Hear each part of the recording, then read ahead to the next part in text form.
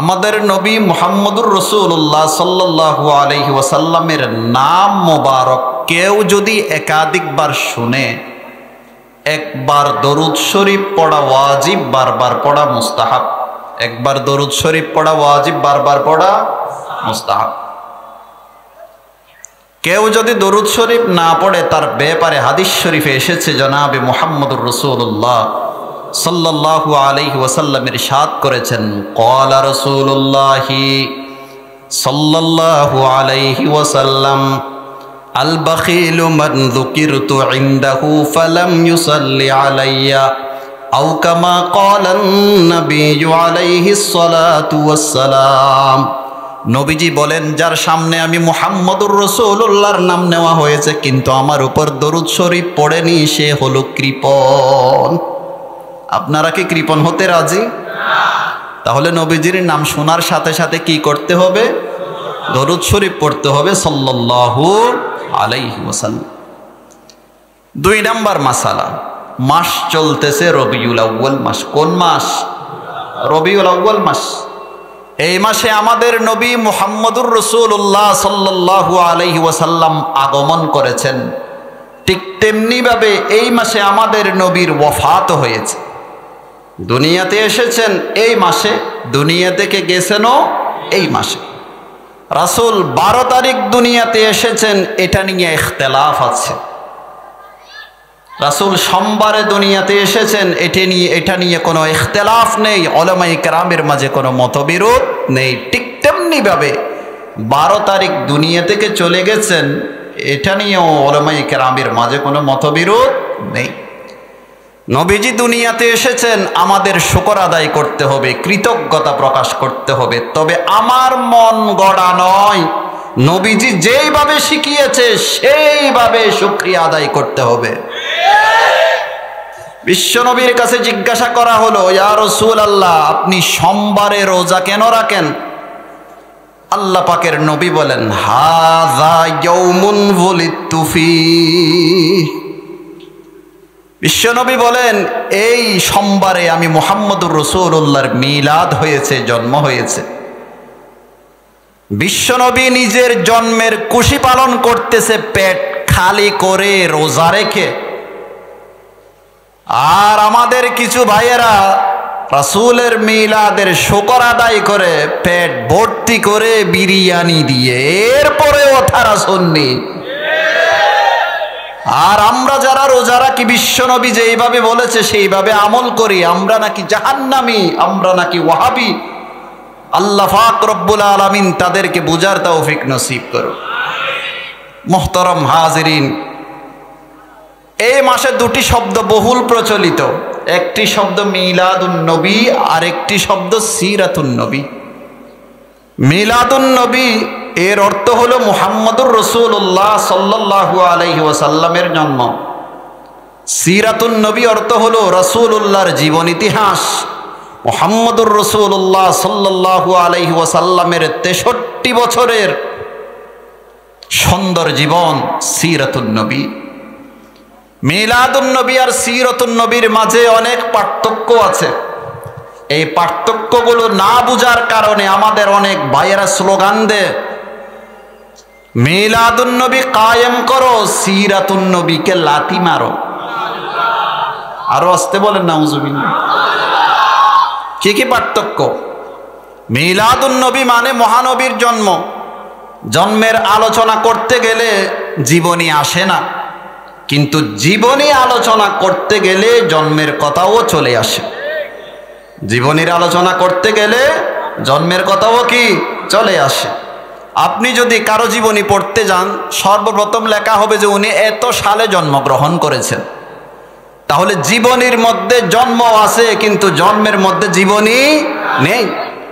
যেমন 5-এর ভিতরে 1 আছে, 1-এর ভিতরে 5 নেই। 1 আর 5-এর মাঝে যেই পার্থক্য, মিলাদুন নবী আর সিরাতুন নবীর মাঝে সেই পার্থক্য। নাম্বার 2, মিলাদুন নবী নবীর জন্ম, সিরাতুন নবী নবীর জীবন চরিত্র। জন্ম আর জীবনীর মাঝে যে পার্থক্য, মিলাদুন নবী আর সিরাতুন নবীর মাঝে সেই পার্থক্য। নাম্বার 3, মিলাদুন নবী মুহাম্মদুর রাসূলুল্লাহ সাল্লাল্লাহু আলাইহি ওয়াসাল্লামের জীবনে শুধুমাত্র একবার হয়েছে। মহানবীর জন্ম একাধিকবার হয়েছে না একবার হয়েছে? একবার। আর সিরাতুন নবী হলো মুহাম্মদুর রাসূলুল্লাহর 63 বছরের জীবনী। 1 আর 63 বছরের মাঝে যেই ব্যবধান, মিলাদুন নবী আর সিরাতুন নবীর মাঝে সেই ব্যবধান। নাম্বার 4, মিলাদুন নবী, নবীর জন্ম নিয়ে আলোচনা করা এটি মুস্তাহাব, কিন্তু সিরাতুন নবী কায়েম করা এটি ফরজ। সিরাতুন নবী মানে নামাজ, সিরাতুন নবী মানে রোজা, হজ, যাকাত, শরীয়তের বিধিবিধান সমূহ এগুলো কায়েম করা ফরজ। আর মিলাদুন নবী আলোচনা করা নফল। নফল আর ফরজের মাঝে যেই পার্থক্য, মিলাদুন নবী আর সিরাতুন নবীর মাঝে সেই পার্থক্য। নাম্বার 5, মিলাদুন নবী আলোচনার বিষয়। মিলাদুন নবী আলোচনার বিষয়, আমলের বিষয় নয়, পালনীয় নয়। উদাহরণস্বরূপ মুহাম্মদুর রাসূলুল্লাহ সাল্লাল্লাহু আলাইহি ওয়াসাল্লাম 12 তারিখ দুনিয়াতে এসেছেন, রবিউল আউয়ালের 12 তারিখ, মতান্তরে 8 তারিখ বা 9 তারিখ, যেই দিনে আসুক না কেন। আমি বয়ান করলাম, আপনারা শুনলেন, আমল করতে পারবেন? রাসূল সোমবারে দুনিয়াতে এসেছেন, আমি বয়ান করলাম, আমল করতে পারবেন? সুবহে সাদেকের সময় দুনিয়াতে এসেছেন, আমি বয়ান করলাম, আপনারা শুনলেন, আমল করতে পারবেন? তাহলে মিলাদুন নবী আলোচনার বিষয়, পালনীয় নয়, আমলের বিষয় নয়। আর সিরাতুন নবী হচ্ছে পালনীয়, এটি আমলের বিষয়। সিরাতুন নবী মানে নামাজ, রোজা, হজ, যাকাত, শরীয়তের বিধিবিধান। এবার আলোচনা হয় মুখ দিয়ে, কথা দিয়ে, আর আমল হয় কাজ দিয়ে। বলুন তো, আলোচনা হয় কি দিয়ে? মুখ দিয়ে, কথা দিয়ে। আর আমল হয় কি দিয়ে? কাজ দিয়ে। কথা আর কাজের মাঝে যেই পার্থক্য, মিলাদুন নবী আর সিরাতুন নবীর মাঝে সেই পার্থক্য। আল্লাহ এই পার্থক্যগুলো আমাদের ভাইদেরকে বোঝার তৌফিক নসিব করুন। কিন্তু দুঃখজনক হলেও সত্য, আমাদের কিছু ভাইয়েরা এগুলো না বুঝে সিরাতুন নবীর প্রতি অবজ্ঞা করতে গিয়ে এই কথা বলেন, মিলাদুন নবীকে কায়েম করো, সিরাতুন নবীকে লাথি মারো। নাউযু বিল্লাহি মিন যালিক। সিরাতুন নবীকে লাথি মারার অর্থ হচ্ছে নামাজ লাগবে না, রোজা লাগবে না, হজ লাগবে না, যাকাত লাগবে না, লাগবে না, লাগবে না, কিছুই লাগবে না। তাহলে এই মানুষটার স্থান কোথায় হবে পরকালে? এই বিচারের ভার আপনাদের কাঁধের উপর দিলাম। তাদের এই আবেগ দেখে আমার বাল্যকালের একটি গল্প মনে পড়লো, শুনবেন? এক ব্যক্তি ওয়াজে আসছে। কোথায় আসছে? ওয়াজে। হুজুর ওয়াজ করছে, 2 রাকাত যদি কেউ নামাজ পড়ে পাগড়ি বেঁধে কেউ যদি 2 রাকাত নামাজ আদায় করে, পাগড়ি ছাড়া 70 রাকাত নামাজের চেয়েও উত্তম। এটা হুজুরে ওয়াজ করছে, তবে এই কথাটা সঠিক নয়। এই কথাটা কি নয়? সঠিক নয়। কারণ আমাদের সমাজে এখন অনেক ওয়াজ আছে, সত্য মিথ্যা, হক বাতিল, এগুলোকে পার্থক্য করা ব্যতীত, এর মাঝে পার্থক্য করা ব্যতীত এমনিতে মেশিন চালিয়ে যায়। শুধু তাই নয়, বর্তমানে ওয়াজের মঞ্চ যেটি আছে নাট্যশালায় পরিণত হয়ে গেছে। নাচ ড্যান্স কোথায় চলে? ওয়াজের মঞ্চে। আল্লাহ মাফ করুক, মানুষকে শুধু হাসায়, মিথ্যা কথা বলে, এমন বাদাইম্মা ওয়াইজ বাংলাদেশে আছে না? হাদিস শরীফে আছে, জনাবে মুহাম্মদুর রাসূলুল্লাহ সাল্লাল্লাহু আলাইহি ওয়াসাল্লাম ইরশাদ করেছেন, ক্বালা রাসূলুল্লাহি সাল্লাল্লাহু আলাইহি ওয়াসাল্লাম, ওয়াইলুল লিল্লাযী ইউহাদ্দিসু ফায়াকযিবু লিয়ুদহিকা বিহিল কওম, ওয়াইলুল লাহু আও কামা ক্বালা আন-নাবিয়্যু আলাইহিস সালাতু ওয়াস সালাম। আল্লাহ পাকের নবী জনাবে মুহাম্মদুর রাসূলুল্লাহ সাল্লাল্লাহু তাআলা আলাইহি ওয়াসাল্লাম ইরশাদ করেছেন, যে ব্যক্তি মানুষকে হাসানোর জন্য কথা বলে, মিথ্যা কথা বলে, যে ব্যক্তি মানুষকে হাসানোর জন্য মিথ্যা কথা বলে, তার জন্য ধ্বংস অনিবার্য, অনিবার্য, অনিবার্য। কতবার বলেছেন নবীজি? 3 বার। মানুষকে হাসানোর জন্য যে ব্যক্তি মিথ্যা কথা বলে, চাই মসজিদের মেহরাবে হোক, চাই চায়ের দোকানে হোক, চাই মাদ্রাসার বারান্দায় হোক, চাই ওয়াজের স্টেজে হোক, যেই জায়গায় হোক না কেন, মানুষকে হাসানোর জন্য কেউ যদি মিথ্যা কথা বলে, নবীজি বলেন ওয়াইলুল্লাহু ওয়াইলুল্লাহু ওয়াইলুল্লাহু, তার জন্য ধ্বংস অনিবার্য, ধ্বংস অনিবার্য, ধ্বংস অনিবার্য। আল্লাহ এমন ওয়াইজ থেকে আমাদের স্টেজকে পবিত্র করে দিন। মুহতারাম হাজিরিন, ওই রকম ওই মানের একটা ওয়াজ করেছিল। পাগড়ি বেঁধে কেউ যদি 2 রাকাত নামাজ আদায় করে, পাগড়ি ছাড়া 70 রাকাত নামাজের চেয়েও কি উত্তম। এটি গ্রহণযোগ্য কোনো হাদিস নয়, এটি গ্রহণযোগ্য কোনো কি নয়, হাদিস নয়। হাদিস জগতের সম্রাট বুখারী শরীফের ব্যাখ্যাকারী ইমাম ইবনে হাজার আসকালানী রাহিমাহুল্লাহ, উনার শাগির্দ রশিদ ইমাম সাখাবী রহমতুল্লাহি আলাইহি সুস্পষ্ট ভাষায় বলেছেন, লা ইয়াসবুতু, এটি মহানবী থেকে প্রমাণিত নয়, এটি গ্রহণযোগ্য হাদিস নয়। কিন্তু আমার আক্ষেপ ওই জায়গায় নয়, আরেক জায়গায়। সেটি হচ্ছে এই লোক ওয়াজ শুনে বাড়ির দিকে রওনা হয়েছে, পথিমধ্যে এশারের আজান হয়ে গেছে। যেহেতু আজান হয়েছে, নামাজ পড়তেই হবে। আবার হুজুর পাগড়ির ওয়াজ করছে, পাগড়ি বেঁধে নামাজ পড়লে অনেক সওয়াব, সেটাও রক্ষা করতে হবে। কিন্তু আগ থেকে পাগড়ি বাঁধার তার অভ্যাস ছিল না, সেজন্য অবশিষ্ট কোনো কাপড়ও নেই, অবশিষ্ট কোনো কাপড়ও নেই। পাগড়ির সুন্নত আদায় করার জন্য সে লুঙ্গি খুলে পাগড়ি বেঁধে ফেলেছে। আপনারা বলুন তো, এই মিয়া কত রাকাতের সওয়াব পাবে? কত রাকাতের সওয়াব পাবে এই মিয়া? ফরজ তরক করে যেই ব্যক্তি পাগড়ি বেঁধেছে, সেই মিয়া কত রাকাতের সওয়াব পাবে? লুঙ্গি খুলে যেই মুসলমান পাগড়ি বেঁধেছে, পাগড়ির সওয়াবের আশায় সে যেই মানের মুসলমান, যারা বলে মিলাদুন নবী কায়েম করো, সিরাতুন নবীকে লাথি মারো, তারা সেই মানের মুসলমান। মুহতারাম হাজিরিন, কেউ সিরাতুন নবীকে পরিপূর্ণ কায়েম করে যদি মিলাদুন নবী নিয়ে আলোচনা করে, তাহলে তার আমল নামায় মুস্তাহাবের সওয়াব লেখা হবে।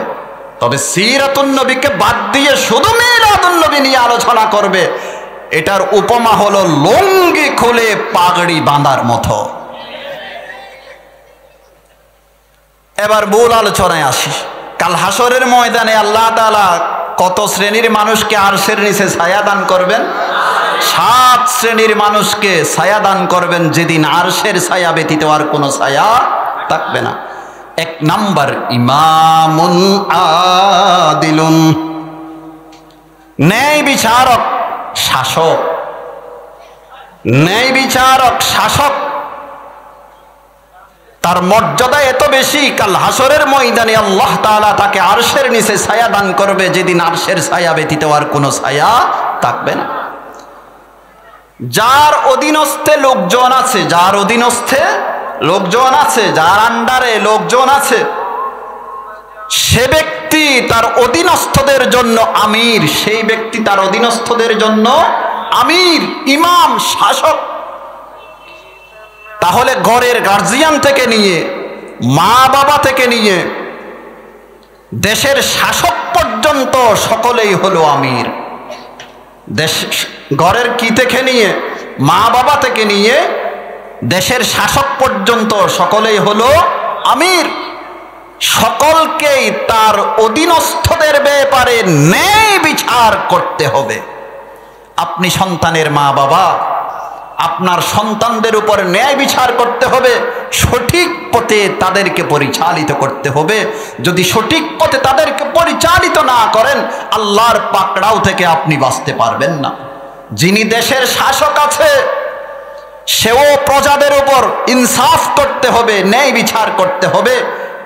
কিন্তু প্রজাদের উপর ক্ষমতা পাওয়ার পর যদি স্ট্রিম রোলার ছাড়াই, নির্যাতনের স্ট্রিম রোলার, কাল হাসরের ময়দানে আল্লাহ তাআলার পাকড়াও থেকে উনিও বাঁচতে পারবে না।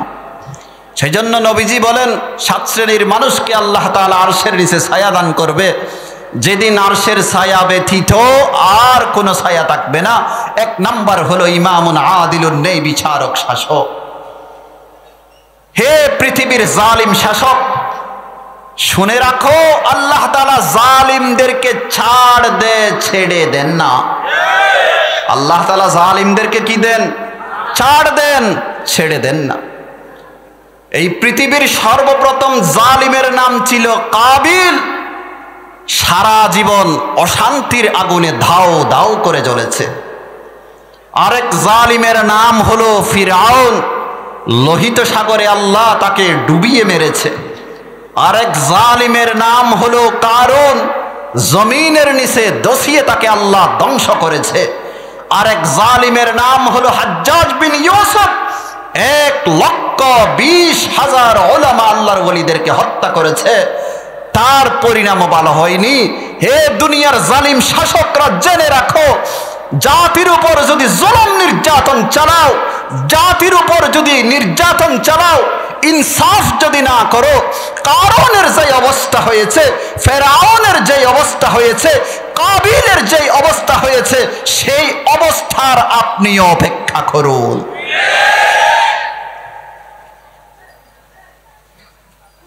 জালিমদের পরিণতি খুব ভয়াবহ, জালিমদের পরিণতি খুব ভয়াবহ, বলে শেষ করা যাবে না।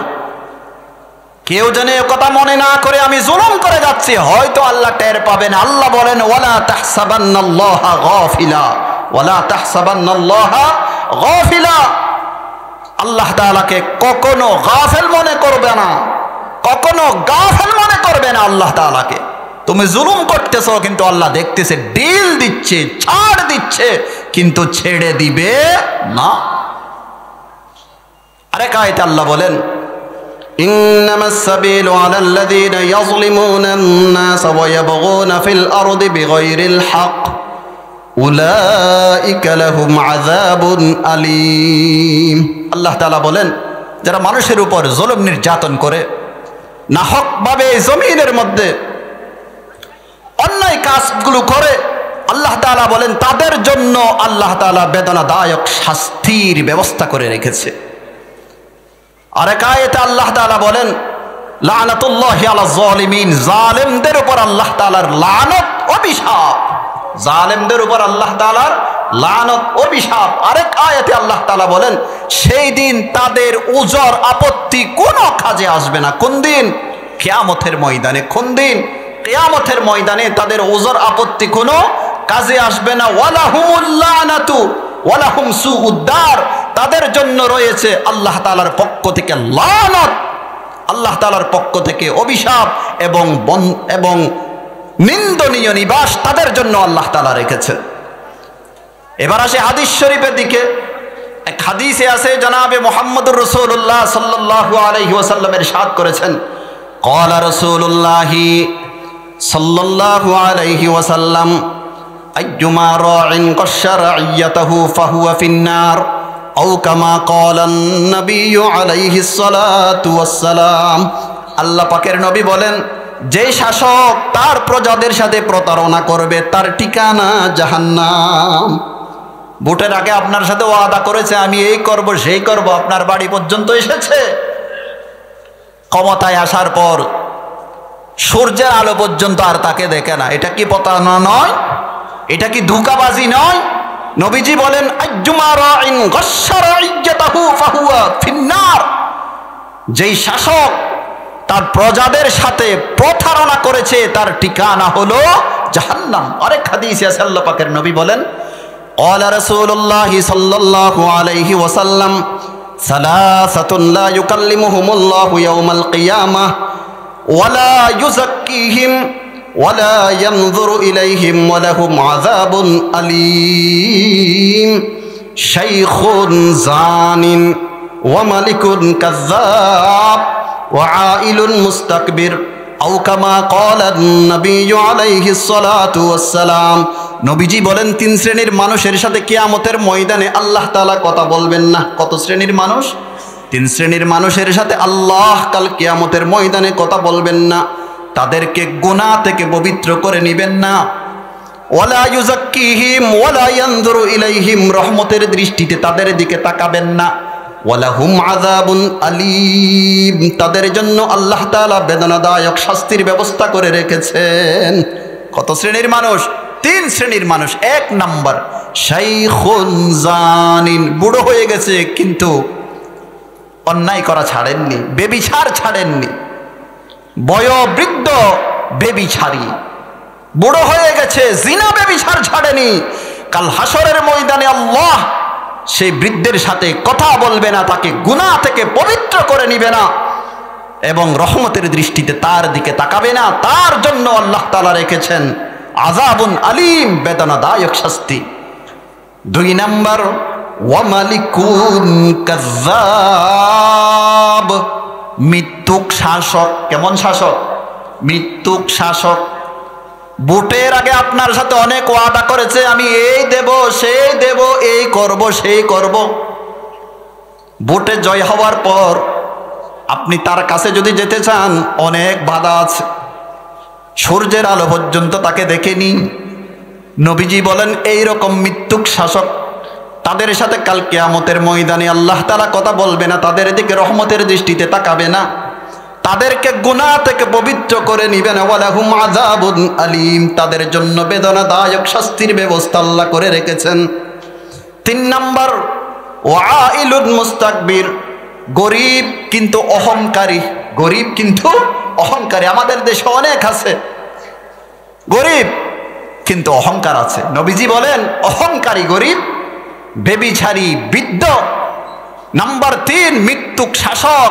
এই 3 শ্রেণীর মানুষের সাথে আল্লাহ কাল কিয়ামতের ময়দানে কথা বলবে না। একজন মানুষের সাথে আপনার পরিচয় আছে, আপনার পাশ দিয়ে সে হেঁটে যাচ্ছে, আপনি সালাম দিলেন, কেমন আছে জিজ্ঞাসা করলেন, সে কোনো কথাই বলল না। এর উদ্দেশ্য কি? এর মতলব কি? এর মানা কি? এর অর্থ হলো উনি আপনার উপর রাগান্বিত, উনি আপনার উপর রাগান্বিত। এর মাধ্যমে আপনি মানসিক টেনশনে ভুগবেন, হায় রে উনি তো আমার এলাকার মানুষ, কিন্তু আমি সালাম দেওয়ার পর আমার সালামের উত্তর দিল না কেন, না জানি আমার থেকে কোনো ত্রুটি হয়ে গেছে। মানসিক টেনশন। আপন মানুষ কথা না বললে মানুষ মানসিক টেনশনে ভোগে, ঠিক কিনা? কাল হাসরের ময়দানে এই 3 শ্রেণীর মানুষের সাথে আল্লাহ কথা বলবে না। এর অর্থ হলো তাদেরকে আল্লাহ মানসিক টেনশন দিবে। ওয়ালাহুম আযাবুন আলীম, তাদের জন্য আল্লাহ বেদনাদায়ক শাস্তির ব্যবস্থা করে রেখেছে। তার মানে শারীরিক শাস্তিও দিবে। এই 3 শ্রেণীর মানুষকে আল্লাহ শারীরিক শাস্তিও দিবে, এই 3 শ্রেণীর মানুষকে আল্লাহ মানসিক শাস্তিও দিবে। এরা কারা? 1 নাম্বার শাইখুন জানিন, বুড়ো হয়ে গেছে কিন্তু বেবিচার ছাড়েনি। নাম্বার 2 মালিকুন কাযযাব, মৃত্যুক শাসক। নাম্বার 3 ওয়াইলুন মুস্তাকবির, অহংকারী দরিদ্র। আরেক হাদিসে আছে আল্লাহ পাকের নবী বলেন ক্বালা রাসূলুল্লাহি সাল্লাল্লাহু আলাইহি ওয়াসাল্লাম ওয়াইলুল লিল উমারা, স্বেচ্ছাচারী শাসক যারা আছে তাদের জন্য ধ্বংস অনিবার্য। কে বলেছেন? মহানবী। আরেক হাদিসে আছে আল্লাহ পাকের নবী বলেন ক্বালা রাসূলুল্লাহি সাল্লাল্লাহু আলাইহি ওয়াসাল্লাম ইন্না আবগাদান নাস ইলাল্লাহ ইমামুন জাইর, আল্লাহ তাআলার কাছে সর্বাধিক ঘৃণিত ব্যক্তি, আল্লাহ তাআলার কাছে সবচেয়ে ঘৃণিত ব্যক্তিকে? ইমামুন জাইরুন, জালেম শাসক। আরেক হাদিসে আছে আল্লাহ পাকের নবী বলেন ক্বালা রাসূলুল্লাহি সাল্লাল্লাহু আলাইহি ওয়াসাল্লাম আশাদ্দুন নাসি আযাবান ইয়াউমাল কিয়ামাতি ইমামুন জাইর আও কামা ক্বালা নবী আলাইহিস সালাতু ওয়াস সালাম। কাল হাসরের ময়দানে সবচেয়ে বেশি আযাবের সম্মুখীন হবে, শাস্তির সম্মুখীন হবে জালেম শাসকরা। হে জালিম শাসক শুনো, হে পৃথিবীর জালিম শাসক শুনো, কাল কিয়ামতের ময়দানে তুমি সবচেয়ে আল্লাহর কাছে ঘৃণিত ব্যক্তি হবে। নবীজি বলেছেন তুমি যদি প্রতারণা করে ক্ষমতায় আসো, তোমার স্থান হবে জাহান্নাম, তোমার স্থান হবে জাহান্নাম। এখন একজনে বলে উঠলো হুজুর আমি নেতা, তবে আমার আন্ডারে কেবল মাত্র 10 জন।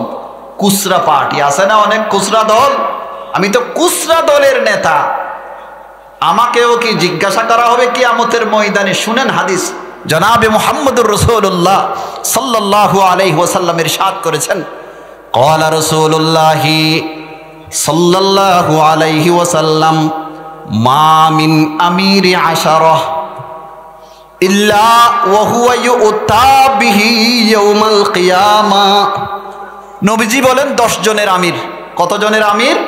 10 জনের আমির। শুধুমাত্র 10 জনের শাসক, তাকে কিয়ামতের ময়দানে উপস্থিত করা হবে মাগলুলান, তার 2 হাত তার কাঁধের সাথে এইভাবে বেঁধে কিয়ামতের ময়দানে উপস্থিত করা হবে। কত জনের আমির? 10 জনের আমির, শুধুমাত্র কুসরা পার্টির নেতা।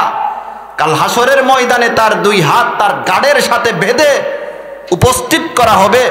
এরপর আল্লাহ পাকের নবী বলেন, তার ন্যায় বিচার হয়তো তাকে রক্ষা করবে, অথবা তার জুলুম নির্যাতন তাকে ধ্বংস করবে।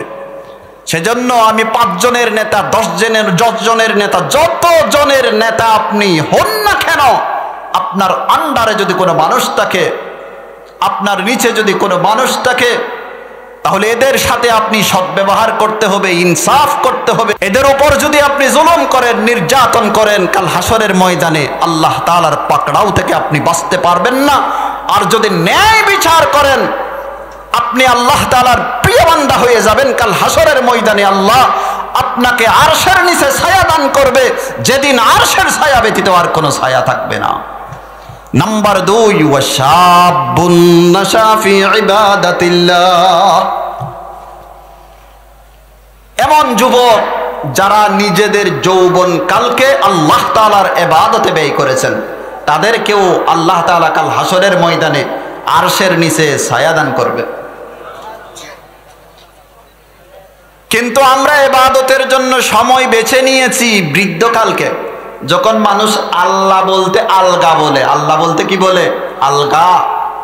আল্লাহ বলতে যখন আলগা বলে, পেশাব করতে গেলে যখন পায়খানা চলে আসে, দাঁড়ালে বসতে পারে না, বসলে দাঁড়াতে পারে না, পিঠ বাঁকা হয়ে গেছে, সেই সময়টাকে আমরা বেছে নিয়েছি ইবাদতের জন্য। সেই সময় বৃদ্ধকালে ইবাদত ছাড়া তো আপনার আর কোনো উপায়ও নেই। ইবাদত ছাড়া, মসজিদ ছাড়া আর কোনো কি নেই, উপায়ও নেই। বন জঙ্গলের হিংস্র পশু যেগুলো আছে, বাঘ ভাল্লুক, এরাও তো বুড়ো হয়ে গেলে পরহেজগার হয়ে যায়। এরাও তো বুড়ো হয়ে গেলে কি হয়ে যায়? পরহেজগার হয়ে যায়। সেজন্য যেই সময় গুনাহের কোনো স্পৃহা থাকে না, সেই সময়ের তুলনায় ওই সময়ের ইবাদত আল্লাহ তাআলার কাছে বেশি প্রিয়। যেই সময় মানুষের মধ্যে ইবাদতের আগ্রহ থাকে, তার চেয়ে বেশি আগ্রহ থাকে গুনাহের। যখন যুবক তার যৌবনকালে গুনাহের যে চাহিদা আছে, সেই চাহিদাকে উপেক্ষা করে, যৌন উচ্ছ্বাসকে উপেক্ষা করে আল্লাহর ইবাদতে মগ্ন হয়ে যায়, তখন সে আল্লাহর প্রিয় ব্যক্তি হয়ে যায়। তখন আল্লাহ তাআলা তাকে কাল হাসরের ময়দানে আরশের নিচে ছায়া দান করবে, যে দিন আল্লাহর ছায়া ব্যতীত আর কোনো ছায়া থাকবে না, আরশের ছায়া ব্যতীত আর কোনো ছায়া থাকবে না। মুহতারাম হাজিরিন, আমাদের সমাজে তো এমনও অনেক মানুষ আছে, নিজে নামাজ পড়ে না, রোজা রাখে না, হজ করে না, যাকাত আদায় করে না, কিন্তু তার সন্তান তাবলীগের সাথে সম্পর্কের কারণে নামাজ ধরেছে। তার সন্তান তাবলীগের সাথে সম্পর্কের কারণে নামাজ ধরেছে। সে সন্তানকে মুখের উপর বলে দে, এখন কি তোমার এইসবের সময় হয়েছে? এগুলো করার সময় তো আরো অনেক আছে, এই সময়টা পড়াশোনার সময়। তার মানে যৌবন কালটা তোমার পড়াশোনার সময়, এটা নামাজ ইবাদত বন্দেগী করার সময় নয়। এমন বাবাও আমাদের সমাজে বসবাস করে কিনা, তার ভাবখানা এমন যে মানুষ ইবাদত করবে বৃদ্ধকালে, যৌবনকালে না। অথচ নবী বলেন, ওয়াশাবুন নাশা ফি ইবাদাতিল্লাহ, যে যুবক তার যৌবনকালকে আল্লাহর ইবাদতে ব্যয় করেছেন, কাল হাসরের ময়দানে আল্লাহ তাআলা আপন আরশের নিচে, সিংহাসনের নিচে তাকেই ছায়া দান করবে, যেদিন আরশের ছায়া ব্যতীত আর কোনো ছায়া থাকবে না। মুহতারাম হাজিরিন, দুঃখজনক হলেও সত্য, বর্তমানে আমাদের যুব সমাজের চরিত্র শূন্যর কোটায়। এর পিছনে একাধিক কারণ। 1 নাম্বার কারণ হলো প্রযুক্তির অপব্যবহার। প্রযুক্তির অপব্যবহার। আমি প্রযুক্তির বদনামি করছি না, দুর্নাম করছি না। প্রযুক্তি আমাদেরকে অনেক কিছু শিখিয়েছে, অনেক কিছু দিয়েছে। এ মাইক্রোফোন, এটি প্রযুক্তির অবদান। লাইট প্রযুক্তির অবদান। মোবাইল প্রযুক্তির অবদান। প্রযুক্তি আমাদেরকে অনেক কিছু দিয়েছে। আমাদের সময় ছেদ হয়েছে প্রযুক্তির কারণে, কিন্তু আমাদের অনেক কিছু নিয়ে গেছে। সর্ববৃহৎ যে জিনিস নিয়ে গেছে আমাদের মূল্যবান বস্তু, সেটির নাম হলো আখলাক। এই প্রযুক্তি আমাদের যুব সমাজের চরিত্রকে ধ্বংস করে দিয়েছে। আপনার সন্তানের হাতে একটা অ্যান্ড্রয়েড মোবাইল যদি দেন, একটা অ্যান্ড্রয়েড ফোন যদি দেন, স্মার্টফোন যদি দেন, আপনার সন্তান ধ্বংস হয়ে যাওয়ার জন্য যথেষ্ট। তার চরিত্র হননের জন্য একটা অ্যান্ড্রয়েড ফোন যথেষ্ট, একটা স্মার্টফোন যথেষ্ট। সেজন্য কোনো বাবা নিজ হাতে নিজের সন্তানদেরকে অ্যান্ড্রয়েড মোবাইল ফোন দিবেন না, স্মার্টফোন দিবেন না। এক ইংরেজ বলেছে, যে অবস্থা শুরু হয়েছে 20 বছরের ভিতরে আমাদেরকে এই মোবাইল, এই ইন্টারনেট জাহেল করে ছাড়বে, অজ্ঞ করে ছাড়বে। কয় বছরের ভিতরে? 20 বছরের ভিতরে। যাদের এগুলোর আসক্তি আছে, মোবাইলের আসক্তি, নেটের আসক্তি আছে, তারা খানাফিনা পর্যন্ত ভুলে যায়। তারা খানাফিনা পর্যন্ত ভুলে যায়, ঘুমের কথা পর্যন্ত ভুলে যায়। মাগরিবের নামাজের পর আরম্ভ করে ফজরের আগ পর্যন্ত তারা এই নাটক, সিনেমা ইত্যাদি দেখতেই থাকে। তাহলে যুব সমাজের চরিত্র ধ্বংস হওয়ার পিছনে একাধিক কারণ। 1 নম্বর কারণ হলো প্রযুক্তির অপব্যবহার। সেজন্য আল্লাহ তাআলা আমাদের যুব সমাজদেরকে প্রযুক্তিকে যথাযথভাবে ব্যবহার করার তৌফিক নসিব করুন। আমি দুর্নাম করছি না, তবে নিরুৎসাহিত করছি। প্রয়োজন ছাড়া অপ্রয়োজনে যেন আমরা এগুলো ব্যবহার না করি। নাম্বার 2, আমাদের যুব সমাজ ধ্বংস হয়ে যাওয়ার পিছনে 2 নম্বর কারণ হলো মাদক দ্রব্য সেবন। কি সেবন? মাদক দ্রব্য সেবন। মাদক কাকে বলে? আল্লামা ডক্টর ইউসুফ আল কারজাভি আল হালাল ওয়াল হারাম ফিল ইসলাম নামক কিতাবে লিখেছেন, আল খামরু হিয়াল মাদ্দাতুল কুহুলিয়া আল্লাতী তুহদিসুল ইসকার। ওই অ্যালকোহলীয় পদার্থর নাম মদ, যা পান করলে মানুষ নেশাগ্রস্ত হয়। হযরত ওমর ফারুক রাদিয়াল্লাহু তাআলা আনহু, আমাদের নবী জনাবে মুহাম্মদুর রাসূলুল্লাহ সাল্লাল্লাহু আলাইহি ওয়াসাল্লামের মিম্বরের উপর দাঁড়িয়ে ওয়াজ করলেন, আল খামরু মা খামারাল আকল। মদ, শরাব ওই বস্তুর নাম, ওই দ্রব্যর নাম যা মানুষের আকল, বিবেক, বুদ্ধি বিকৃত করে দেয়, পরিবর্তন করে দেয়। এখন কেউ বলতে পারে, হুজুর আমরা তো দেশীয় মদ পান করি না, আমরা বিদেশি মদ পান করি। কোন দেশি মদ পান করি? আমেরিকান মদ পান করি, লন্ডনের মদ পান করি, জাপানের মদ পান করি। এটাও কি হারাম হবে? জনাবে মুহাম্মদুর রাসূলুল্লাহ সাল্লাল্লাহু আলাইহি ওয়াসাল্লামের কাছে এক ব্যক্তি জিজ্ঞাসা করলো, ইয়া রাসূলুল্লাহ, মধু দিয়ে, জব দিয়ে, ভুট্টা দিয়ে কেউ যদি মদ তৈরি করে, এটি পান করা কি জায়েজ হবে? আল্লাহ পাকের নবী, উভয় জাহানের বাদশাহ মুহাম্মদুর রাসূলুল্লাহ সাল্লাল্লাহু আলাইহি ওয়াসাল্লামের ইরশাদ করেছেন, কুল্লু মুসকিরিন হারাম। প্রত্যেক নেশাগ্রস্ত দ্রব্য হারাম। যা পান করলে মানুষ নেশাগ্রস্ত হয়, তা পান করা ইসলাম ধর্মে হারাম। আপনি কি দিয়ে তৈরি করেছেন সেটা দেখার বিষয় নয়, পান করার পর আপনার আকল বিকৃত হয়েছে কিনা, আপনার আকল পরিবর্তন হয়েছে কিনা, বিবেক পরিবর্তন হয়েছে কিনা, সেটি দেখার বিষয়। মধু দিয়ে তৈরি করেছেন, জব দিয়ে তৈরি করেছেন, এরপর আম দিয়ে তৈরি করেছেন, কাঁঠাল দিয়ে তৈরি করেছেন, কি দিয়ে তৈরি করেছেন সেটা দেখার বিষয় নয়। কিন্তু পান করার পর আপনার আকল, আপনার বিবেক যদি বিকৃত হয়ে যায়, সেটি পান করা ইসলাম ধর্মে হারাম। আবার কেউ কেউ বলে, কয় হুজুর এমনি তো পান করার অভ্যাস নেই, তো সাথীদের সাথে, স্কুলের সাথীদের সাথে যখন একসাথে বসি কিছু কিছু পান করি, সামান্য পান করার অনুমতি কি ইসলামে নেই? হাদিসে আছে, ক্বালা রাসূলুল্লাহি সাল্লাল্লাহু আলাইহি ওয়াসাল্লাম, মা আসকারা কাসীরুহু ফাকলিলুহু হারাম, আও কামা ক্বালা নবী আলাইহিস সালাতু ওয়াস সালাম। আল্লাহ পাকের নবী বলেন, যে দ্রব্য অধিক পরিমাণে পান করলে মানুষ নেশাগ্রস্ত হয় তা স্বল্প পরিমাণে পান করাবো ইসলাম ধর্মে হারাম। যেই দ্রব্য, যেই জিনিস অধিক পরিমাণে পান করলে মানুষ নেশাগ্রস্ত হয় তা স্বল্প পরিমাণে পান করলেও ইসলাম ধর্মে হারাম। এক বোতল পান করলে যেহেতু মানুষ নেশাগ্রস্ত হয় সেজন্য এক ডুব পান করাও ইসলাম ধর্মে হারাম। কারণ আজকে আপনি শখ করে এক ডুব পান করবেন, আগামী কাল আপনি পান করবেন এক বোতল, এরপর থেকে আপনি মদ পানে অভ্যস্ত হয়ে যাবেন। সেজন্য নবীজি বলেন যে দ্রব্য অধিক পরিমাণে পান করলে মানুষ নেশাগ্রস্ত হয় তা কম পরিমাণে পান করাও ইসলাম ধর্মে হারাম। ইমাম শামসুদ্দিন যাহাবী রহমতুল্লাহি আলাইহি আল কাবায়ের নামক কিতাবে লিখেছেন মদ পান করা কবিরা গুনাহ।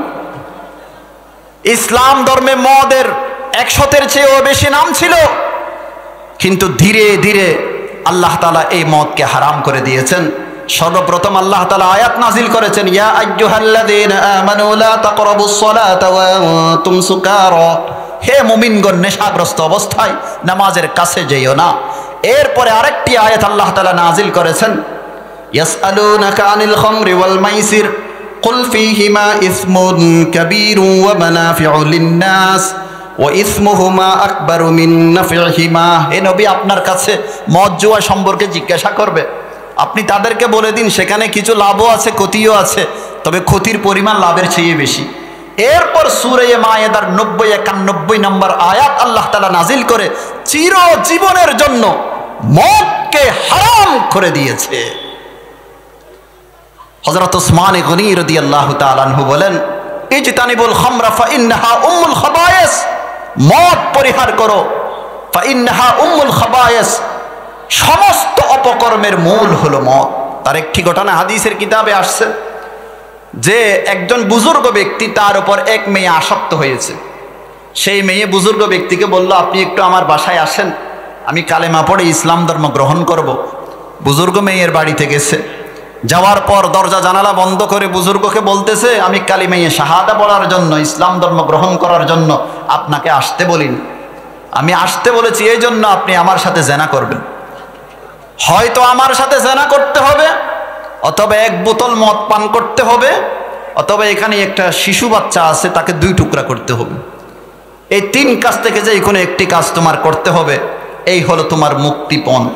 বুজুর্গ চিন্তা করলো, এই বেশ্যা মহিলা, তার সাথে আমি জেনা কেন করব? ছোট বাচ্চা, তাকে আমি হত্যা কেন করব?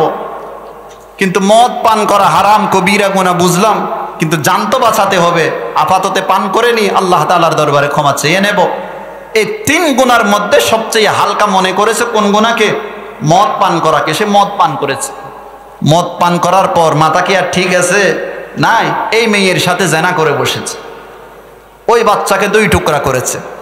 সেজন্য ওসমান গনি রাদিয়াল্লাহু তাআলা আনহু বলেন, ইজতানিবুল খামরা ফাইন্নাহা উম্মুল খাবায়েস, মদ থেকে পরিহার করো, মদ থেকে বেঁচে থাকো, ফাইন্নাহা উম্মুল খাবায়েস, সমস্ত অপকর্মের মূল হলো মদ। এর পরিণাম খুব ভয়াবহ। হাদিস শরীফে আছে, জনাবে মুহাম্মদুর রাসূলুল্লাহ সাল্লাল্লাহু আলাইহি ওয়াসাল্লাম ইরশাদ করেছেন, ক্বালা রাসূলুল্লাহি সাল্লাল্লাহু আলাইহি ওয়াসাল্লাম, কুল্লু মুসকিরিন হারাম ওয়া ইন্না আলাল্লাহি আহাদান লিমান ইয়াশরাবাল মুসকিরা আন ইয়াসকিয়াহু মিন তিনাতিল খাবাল। ক্বালু ইয়া রাসূলাল্লাহি ওয়া মা তিনাতুল খাবাল? ক্বালা আরাকু আহলিন নার আও উসারাতু আহলিন নার আও কামা ক্বালা নবিয়্যু আলাইহিস সালাতু ওয়াস সালাম। আল্লাহ পাকের নবী বলেন, সমস্ত নেশা জাতীয় দ্রব্য হারাম। যে ব্যক্তি নেশা পান করে, আল্লাহ তাআলার ওয়াদা কাল হাসরের ময়দানে তাকে তিনাতুল খাবাল পান করা হবে। সাহাবায়ে কেরাম জিজ্ঞাসা করলো, ইয়া রাসূলুল্লাহ, তিনাতুল খাবাল কাকে বলে?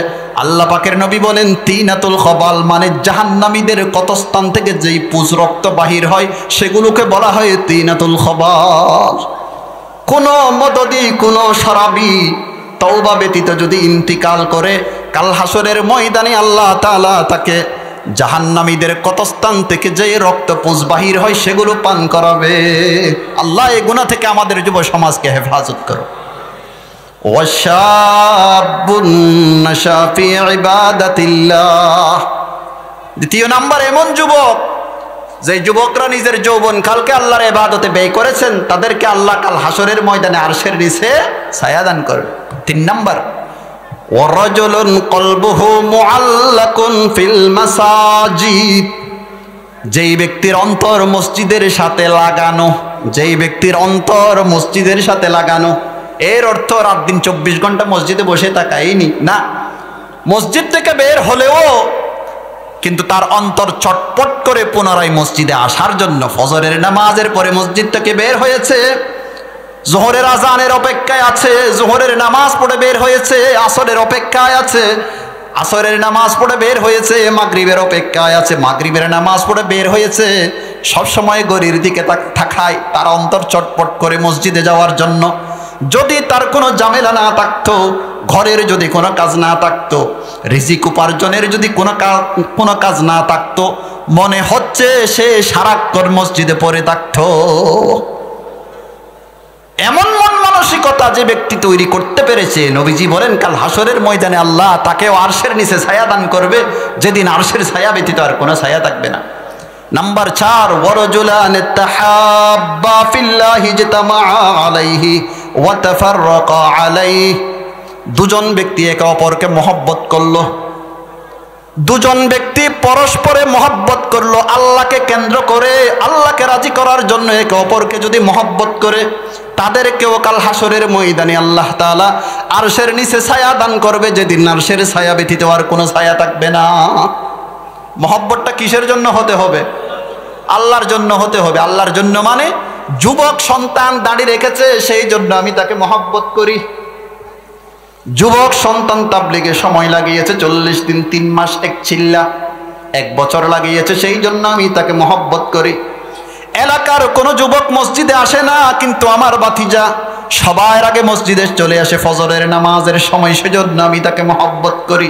এগুলো হচ্ছে যে আল্লাহ কেন্দ্রিক মহব্বত, আল্লাহকে রাজি খুশি করার জন্য মহব্বত। আল্লাহর কাজ করে বিদায় আমি তাকে মহব্বত করলাম। নবীজি বলেন দুজন ব্যক্তি যদি একে অপরকে মহব্বত করে আল্লাহ কেন্দ্রিক, তার মানে সে আল্লাহর কাজ করে, সেই জন্য আমি তাকে ভালোবাসি। এমনটা যদি হয়, ওয়ারাজুলান তাহাব্বা ফিল্লাহি ইজতামা আলাইহি ওয়া তাফাররাকা আলাইহি। দুজন ব্যক্তি সামনে পিছনে একে অপরকে মহব্বত করে ফিল্লাহ, দুনিয়ার কোনো উদ্দেশ্যে নয়, দুনিয়ার কোনো পদপদবীর জন্য নয়, কেবলমাত্র আল্লাহকে রাজি খুশি করার জন্য। আল্লাহ কেন্দ্রিক মহব্বত করে, আল্লাহকে রাজি খুশি করার জন্য মহব্বত করে, তাদেরকে আল্লাহ কাল হাসরের ময়দানে আরশের নিচে ছায়া দান করবে, যেদিন আরশের ছায়া ব্যতীত আর কোনো ছায়া থাকবে না। কত নাম্বার গেল? নাম্বার 5, ওয়ারাজুলুন দাআতহু ইমরাআতুন যাতু মানসিবিন ওয়া জামাল ফাকালা ইন্নী আখাফুল্লাহ। যেই ব্যক্তিকে কোনো খানদানি মহিলা, রূপসী নারী অন্যায় কাজ করার জন্য ডেকেছে, সে রূপসী নারীকে, ওই খানদানি নারীকে সুস্পষ্ট ভাষায় বলে দিয়েছে, আমি তোর সাথে ব্যভিচার করতে পারবো না, ইন্নী আখাফুল্লাহ, আমি আল্লাহকে ভয় করি। কোন যুবক যদি এমন কথা বলতে পারে, কাল হাসরের ময়দানে আল্লাহ তাকে আরশের নিচে ছায়া দান করবে, যেদিন আরশের ছায়া ব্যতীত আর কোনো ছায়া থাকবে না। আমার যুবক ভাইয়েরা, এমন পরিস্থিতি আপনার আসতে পারে ভবিষ্যতে। আপনার চাচাতো বোন, আপনার জেঠাতো বোন, আপনার খালাতো বোন, আপনার মামাতো বোন, আপনার ফেসবুকের বান্ধবী, আপনার স্কুলের বান্ধবী যদি কোনো সময় আপনাকে বেবিচার করার জন্য দাওয়াত দেয়, বেবিচারের দিকে যদি আপনাকে আকৃষ্ট করতে চায়, আপনি যদি মনের চাহিদাকে উপেক্ষা করে যৌন উচ্ছ্বাসকে যদি দমিয়ে এই মেয়েকে এই কথা বলতে পারেন, ইন্নী আখাফুল্লাহ, আমি এক আল্লাহ ছাড়া আর কাউকে ভয় করি না, আমি আল্লাহকে ভয় করি, এই পাপ আমি করতে পারবো না, এমন কথা যদি আপনি বলতে পারেন, হে যুবক, কাল কিয়ামতের ময়দানে আল্লাহ তোকে আরশের নিচে ছায়া দান করবে, যেদিন আরশের ছায়া ব্যতীত আর কোনো ছায়া থাকবে না। কিন্তু অগঠন যদি ঘটে যায়, তওবার দরজা এখনো উন্মুক্ত আছে, তওবার দরজা এখনো উন্মুক্ত আছে। জিনা ব্যভিচারে যদি কেউ লিপ্ত হয়ে থাকেন, এখন তওবার দরজা উন্মুক্ত। আল্লাহর দরবারে তওবা করুন, আল্লাহ তাআলা গফুরুর রহিম। আপনার তওবা যদি কবুল হয়, সেকেন্ডের ভিতরে আপনার জীবনের সমস্ত পাপ মোচন করে দিবে। ওয়ারাজুলুন তাসাদদাকা বিসাদাকাতিন ফাআখফাহা হাত্তা লা তা'লামা শিমালুহু মা তুনফিকু ইয়ামিনুহু। ষষ্ঠ নাম্বার, যেই ব্যক্তি এমন ভাবে দান সাদাকা করেছে, তার ডান হাতে কি ব্যয় করেছে বাম হাতে জানে না। রাসূলের ভাষা, ডান হাতে কি ব্যয় করেছে বাম হাতে জানে না। তার মানে খুব গোপনীয়তার সহিত দান সাদাকা করেছে, খুব গোপনীয়তার সহিত দান সাদাকা করেছে। এখন তো রমজান মাসে আমাদের দেশে বড় লোক যারা আছে, 20-এর পরে বাড়িতে আসে, গ্রামের বাড়িতে, শহর থেকে গ্রামের বাড়িতে লাইন ধরাইয়া মানুষকে যাকাত দে, যাতে মানুষ বুঝতে পারে সে আজকে বাড়িতে আইছে, যাতে মানুষ বুঝতে পারে সে বাড়িতে আসছে। তাহলে সে কি গোপনীয়তার সহিত সদকা করেছে, না তার দিলের মধ্যে রিয়া আছে? রিয়া আছে, লোক দেখানো তার অন্তরের মধ্যে।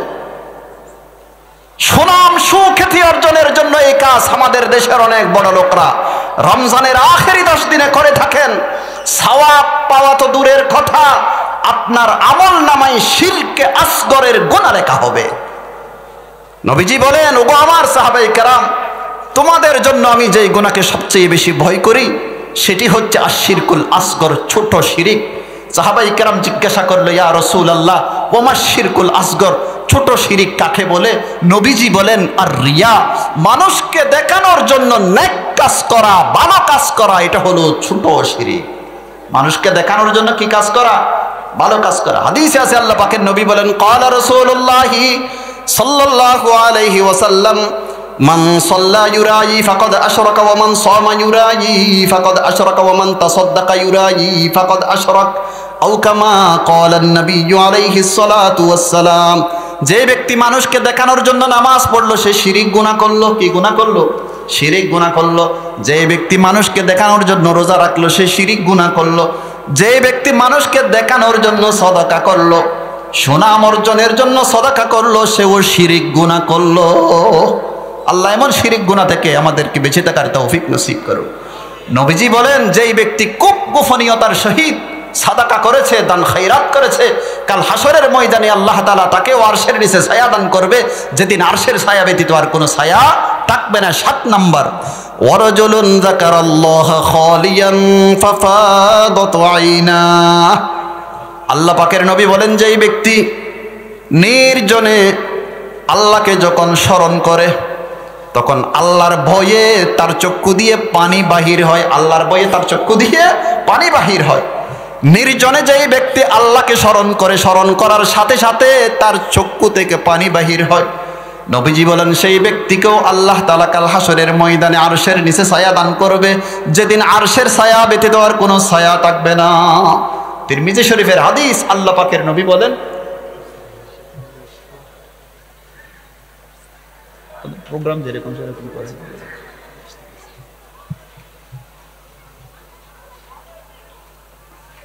খায়ের, 10টা 10 হয়ে গেছে, আমার টাইম 10টা 10 পর্যন্ত। মুরব্বী তাশরীফ এনেছেন, আমরা সকলের মুরব্বী